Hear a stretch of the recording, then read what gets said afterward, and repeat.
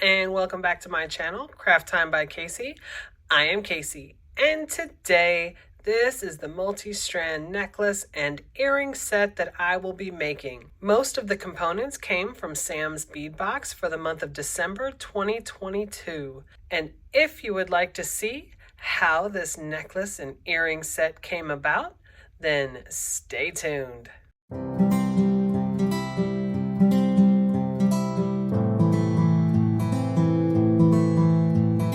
All right, let's get right into it.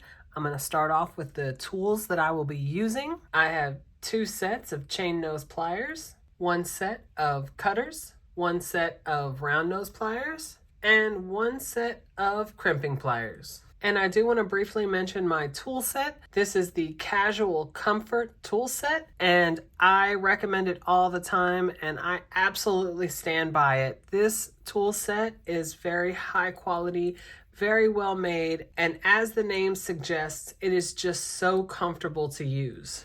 A lot of times the tools that are sold in stores for whatever reason have very small grips. It's just a smaller set of tools, and I know they work for some people, but for me, when I found this tool set, I can't imagine using anything else. So I will have this tool set linked down below along with everything else that I use in the video that does not come from the bead box. And even if you don't get this tool set, I highly recommend just investing in your tools. It is so worth it in my opinion. I will also be using 49 strand bead along wire in the color Bright. And I always get 100 feet just because I go through it so quickly. And this bright color is this silver color like you see right here. I know you can see all of my metal down here is in the gold finish, but as you will see once everything is put together, you won't even be able to notice that the wire is silver. So I already have the lengths of chain that I'm going to be using cut out into 4.5-inch strands.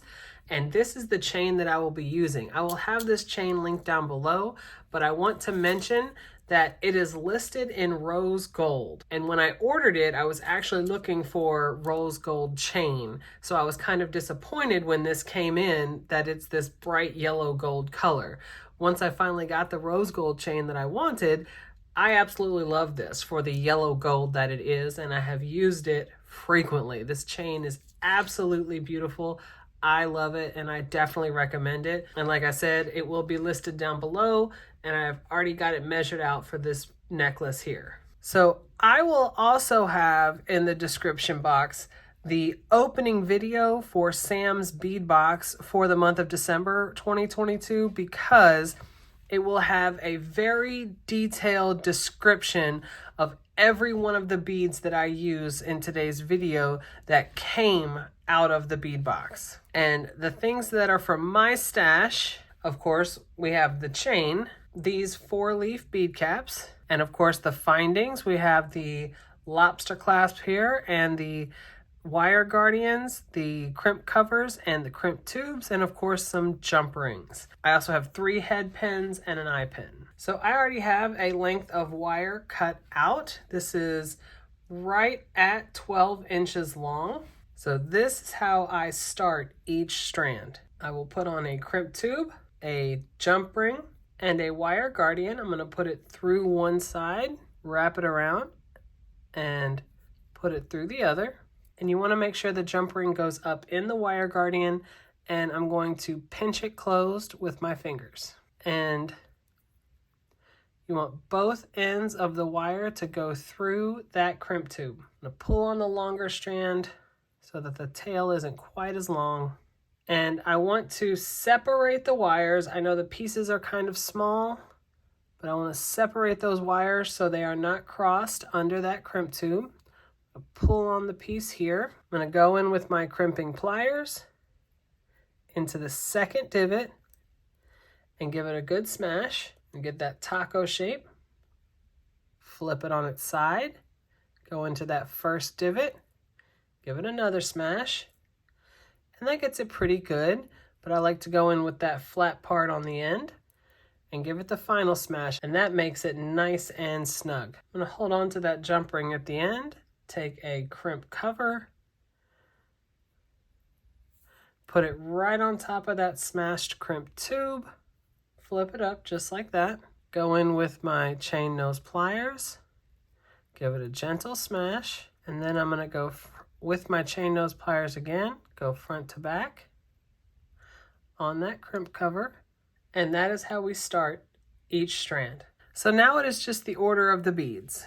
So in between every one of the larger beads, I'm going to have this pattern right here. 2 of the gold spacer beads that came in the box, and then this beautiful gold and blue faceted bead in the center. I'm going to slide it all the way down, and then I want to tuck that tail in to these first few beads, just like that. And the first larger bead I'm going to use is this oblong one, just like that, and then another pattern of those smaller beads, just like that. And then we're going to use the bead here with the really neat design on it, this rectangle bead, and then another one of those small patterns. There you go, just like that. And for the next bead, we're going to have a bead cap on either side. So we're going to have a bead cap facing up, larger faceted bead, bead cap facing down, and then the small back and forth pattern. So there's those 2 that we just added. We have the bead cap around the bigger faceted bead, and then just like this, the same smaller beads. And so this is one side, and the center bead that we're going to have is the same bead with the pattern. So now what we are going to do is have this exact same pattern here coming off of this side. So with the smaller pattern here, and then we're going to go into the large faceted bead on down, and then we will meet back up to close it off. All right, so here is the full strand, the full pattern, and now we are going to close it off. I'm going to put on a crimp tube, a jump ring, and a wire guardian, put it through one side, wrap it around, and put it through the other. Want to make sure you have that jump ring up in that wire guardian. I'm going to go ahead and pinch it closed with my fingers, and both ends of that wire goes through that crimp tube. So then you want to make sure that tail goes up through the first couple of beads. So just like that, then you can pull on the tail and make it kind of snug. And here's where you need that balance, because you want to pull and make it pretty snug, but you definitely don't want it too snug. You want to make sure the strand has some flexibility to it and it's not completely straight. So I'm going to go in with my crimping pliers into that second groove, give it a good smash, get that taco shape, turn it on its side, go into that first groove, and that gets it pretty good. But again, I'm going to go in with that flat part at the end and get it nice and snug. And as you can see, my strand has a lot of flexibility. I'm going to hold that strand by the jump ring, take a crimp cover, put it right over that smashed crimp tube, then flip it up, go in with my chain nose pliers, give it a gentle smash, and then I'm going to go back to front with my chain nose pliers. Make sure I give it that round shape. So there you have it. And then I'm going to take that tail and go in as close as I can with my cutters. And then I'm going to go in and tuck the end of that strand to the next bead, just like that. So there you go. There is the strand. And this will be the shorter strand of our multi-strand bracelet. So the larger strand is actually going to be 2 parts. And I already have that made, and it is made the exact same way as this strand as far as starting off and closing off each end. So here is half of the longer strand, and I'll get it nice and close so we can see. But if you look at the end with the wire guardian and the crimp cover, it started off the same way, and it is closed off the same way. So the only difference is the order of the beads. So from Sam's bead box, here are the beads for half of the longer strand. I love the gold in the grooves of all of these beads. Absolutely beautiful. And this one right here is just like the blue beads of the shorter strand, and it's just the clear. So for this to be the longer strand, of course, we would have to have two. So here is what the longer strand looks like in two parts. Again, opened and closed the exact same way, so it would just be the order of the beads. And I'm going to be using these very large jump rings as the center point here for the longer strand and the connection point for either side. So the next thing I'm going to do, I'm going to connect the large jump ring to both strands. So I'm going to take this larger jump ring and connect it to both of the jump rings on the end of this strand. So you want to make sure that they're facing the same way so that when you have them out, the beads will be in the same direction. Close this jump ring. So there is the larger strand. And now I'm going to create the pendant, because the pendant is going to be hanging off of the large jump ring in the center. So I have a ball and pin. I'm going to be using the same gold spacer bead that I used for the necklace strands, and then the large gemstone, and then another spacer bead. So here is how I make a loop. I'm going to go in with my round nose pliers just above this bead, bend it back with my fingers, go in with my cutters, and then before I close this loop, I'm going to go ahead and connect it to this very large jump ring. Then I'm going to go in with my round nose pliers and close that loop. Just like that. So there is the smaller strand, and now it's just a matter of kind of connecting everything else together. I'm going to take the next large jump ring, open it, and connect it to the jump rings here on the side. Like so, and close that jump ring. So just like that, and I'm going to do the same thing to the other side. And I have decided to make a design change. A lot of times, of course, I plan these out in my head before I start filming, but I think I am not a fan about how this looks down here.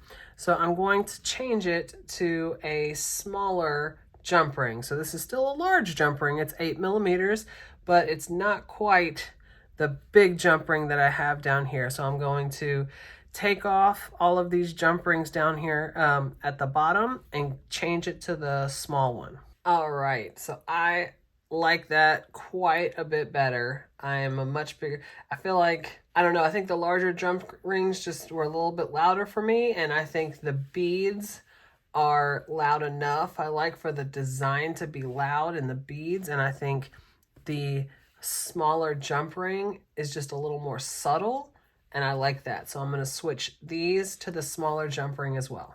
Okay, so there we go. Took a minute to get there. I like these a lot better.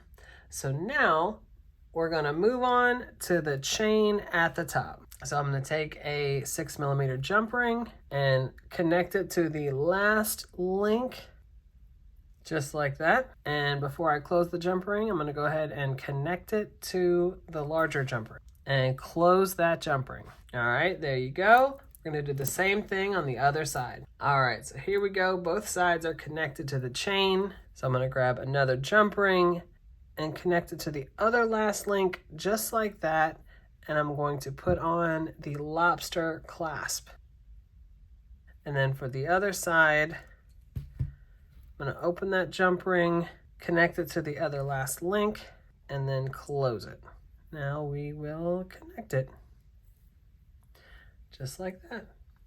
So now the necklace is finished, and now we will very quickly make the matching earrings. So here is the matching earring. I have one of them completed, and we will make one of them together. So we'll make each one of the components, and we will connect it to the ear wire.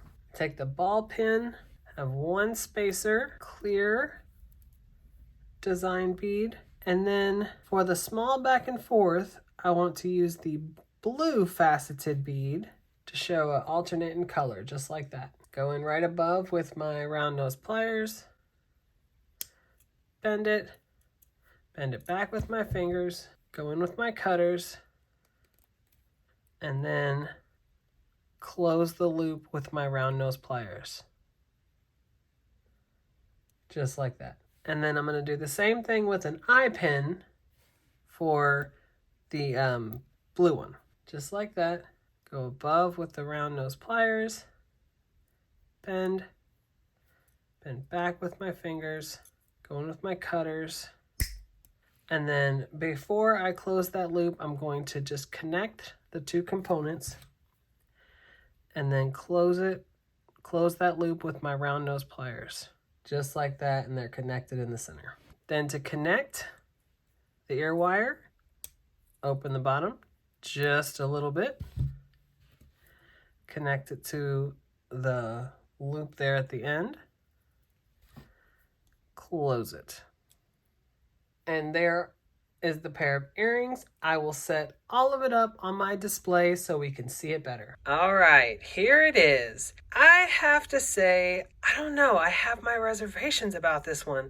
I love the beads. The beads are so beautiful. And I've made things before where, I was just completely unhappy with it and I would never, put that in a video.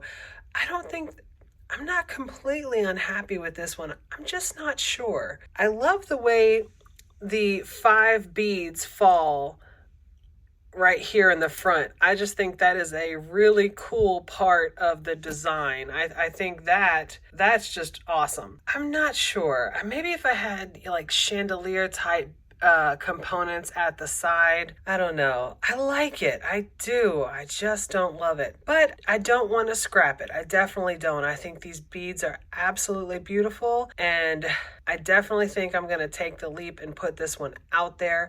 I would love to hear your opinions. I can definitely take it. Maybe suggestions on what I can do. I don't know. The beads are beautiful though. I absolutely love that gold and the groove of those beads. I think they're just beautiful.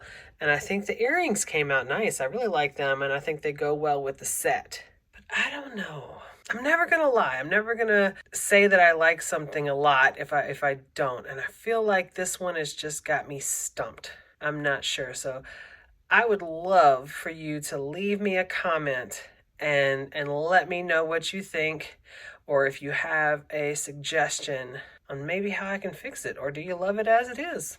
Let me know. And I also think this is a good way of saying, if you're new to jewelry making and you make something that you don't love, definitely want to stick with it. You're not going to just be absolutely in love with every single thing you create, or if you are, you're lucky, because I definitely do not do that. But if you stick with it, I firmly believe, you can only improve and you'll love a lot of what you make. So if you like this video and you want to see other videos like this, go ahead and hit that subscribe button down below and give me a like.